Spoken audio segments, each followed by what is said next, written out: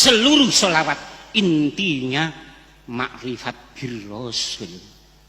Maka Mbah Yai Qaddasallahu sirah wa radhiyallahu an pernah berfatwa, sholawat wahidiyah berkhidmah dengan sholawat sebelumnya.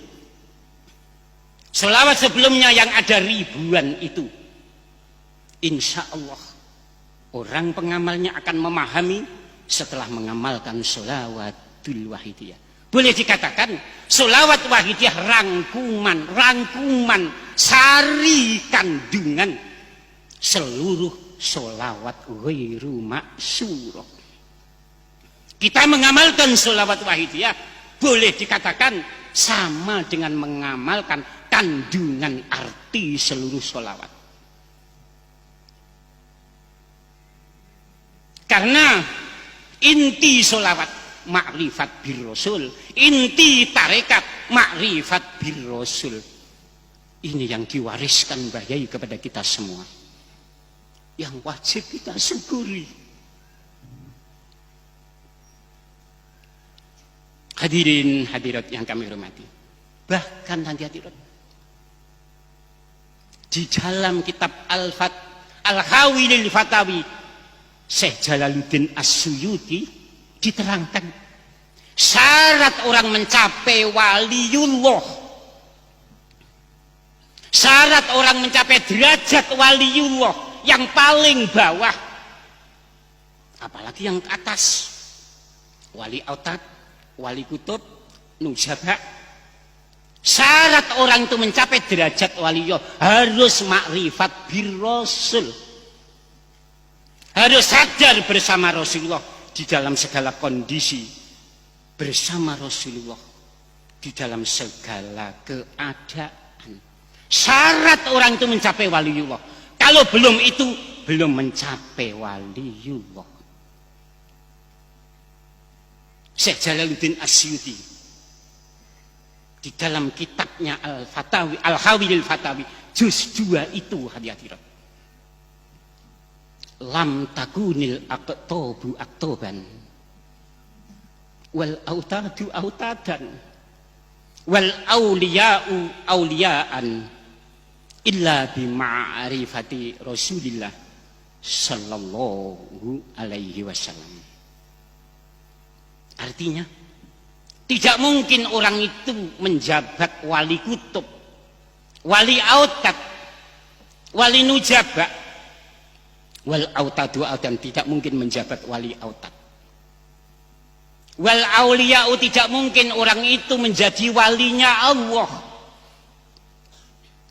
illa bi ma'rifati Rasulillah sallallahu alaihi wasallam, kecuali sadar makrifat bersama dengan Nabi Muhammad Rasulullah sallallahu alaihi wasallam.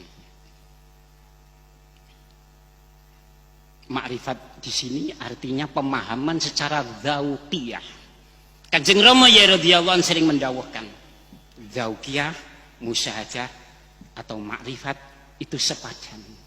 Bukan sekedar pengertian ansih, logika teoritik, bukan.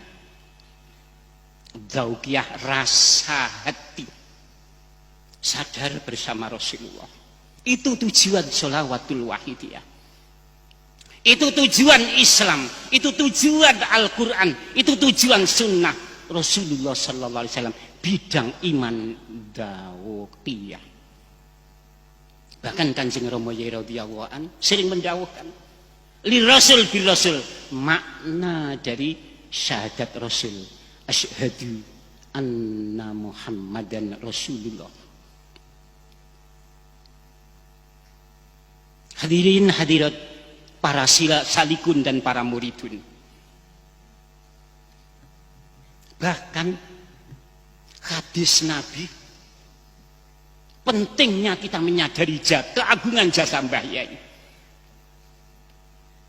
Hadis riwayat Bukhari, riwayat Muslim, hadis mutawatir ini, hampir semua ahli hadis menerangkannya.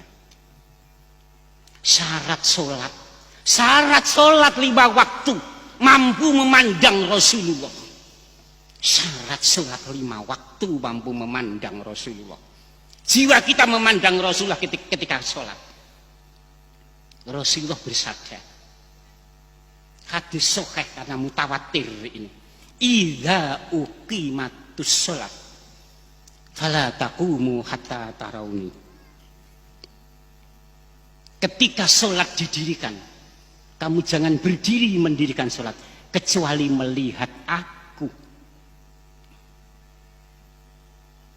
Kamu ketika akan sholat, jangan kamu lakukan sebelum hatimu memandang aku, kata Rasulullah.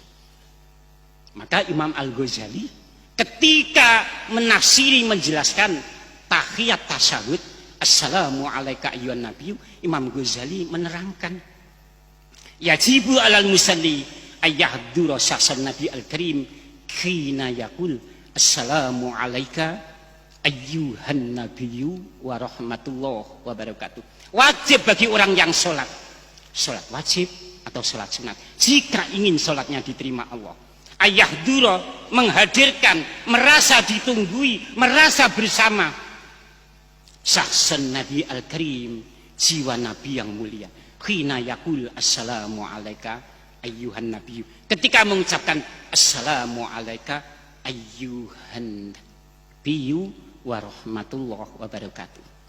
Ketika kita sholat wajib merasa bir Rasul. Bahkan ada salah satu ulama di Jawa Tengah, Mbah Muslih Meranggen, ini mursyid Thariqah, ketua Jatman Jam'iyah Ahli Thariqah Al-Mu'tabarah An-Nahdiyah. Pernah ketemu Hadratul Mukarram Mbah Yai Qaddasallahu sirrah, waktu itu masih hidup. Beliau ini mursyid Thariqah se-Indonesia.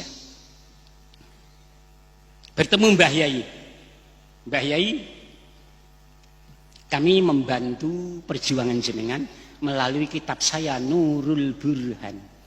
Mbah Muslim memiliki kitab Nurul Burhan. Di dalam kitab Nurul Burhan menerangkan, ingat Rasulullah di dalam sholat saja wajib, apalagi khorijah sholat. Bahasanya bahasa Jawa. Apalagi khorijah sholat. Di dalam sholat saja wajib, apalagi di luar sholat. Dan ini yang ditekankan oleh perjuangan Wahidiyah, yang harus kita terapkan di dalam hati kita masing-masing. Maka kita katakan tadi, sholawat Wahidiyah anugerah Allah yang paling agung sekali.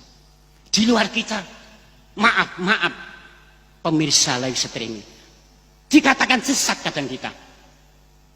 Padahal kita lihat hadis Nabi demikian, fatwa Syekh Abdul Qadir demikian, fatwa Imam Sadali demikian, fatwa Imam Jalaluddin As-Suyuti. Oleh karena itu, mari kita tegak, mari kita berjuang.